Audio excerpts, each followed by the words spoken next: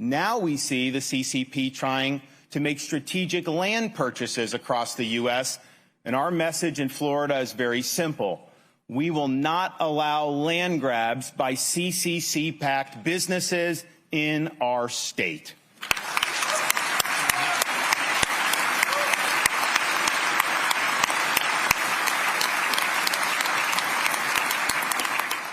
I am happy to be joined here by our First Lady, my wife, Casey. We got Mason on the lap. There he is, sitting there. I was here last year saying we would be able to announce that she was cancer-free, and I can tell you she is cancer-free, and she is doing better than ever.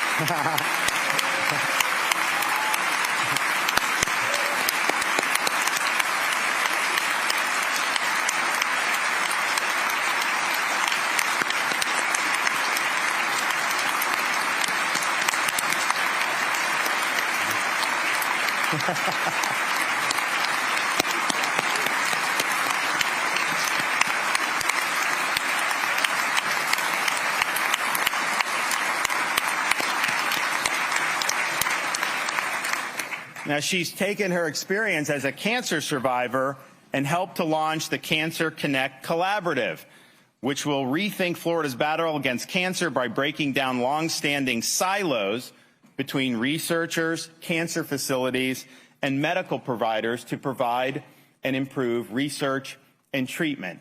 And I want to thank her for taking her experience, as difficult it was, and applying it in ways that are going to help people battle cancer. Thank you so much.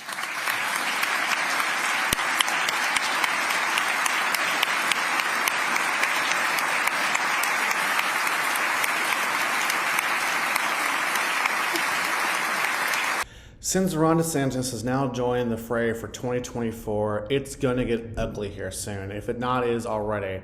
If you go on Twitter, you go on social media platforms in general and see what's being said, things are vile and gross right now. They can be very, very ugly to each other, and things are going to get very, very personal. Just like in 2016 and 2020, Republicans are going to splinter and make enemies with each other, only to come back together and probably unite behind whomever the candidate is, just like we do. And that's the hope of a lot of people online. That being said, Ron DeSantis is now going to be the ire and the attack of a lot of different people. It's going to be, again, very ugly for him, very ugly for his family. It's going to be tough on them. It's going to be tough on everyone they know and love. It's going to be tough on his supporters. It's going to be tough on Trump. It's going to be ugly to all his friends and family. It's going to be ugly to everyone he knows as well. This is how politics, unfortunately, works these days.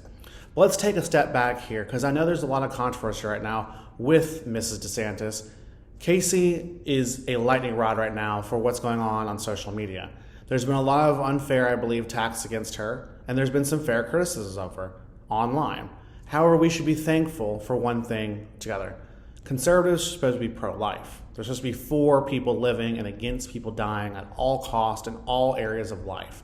That is one of the tenets on conservatism that's been a widely respected and widely known since the creation of Roe v. Wade and its repeal last year. That's one of the tenets we all should try to work together to make sure that everyone lives a full and valuable life.